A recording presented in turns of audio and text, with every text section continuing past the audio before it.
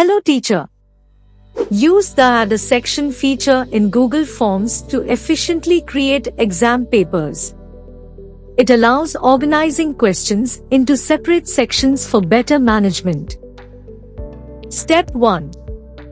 Go to Google Forms and click on the Create button. Step 2. Give your exam paper a title and add a brief description if necessary. Step 3. Click on the Add Section button to divide your exam paper into different sections. You can name each section according to the topics or sections of the exam. Step 4. For each section, add questions by clicking on the Add Question button. You can choose from different question types such as multiple choice, short answer, or essay. Step 5. Repeat the process until you have completed your exam paper. Step 6. Click on the Send button to share it with your students.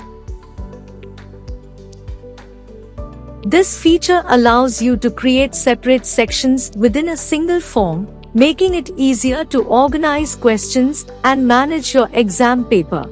For more such tech tips from Innerscore that can help teachers like yourself learn new skills, save time, and navigate the digital world, subscribe to our YouTube channel.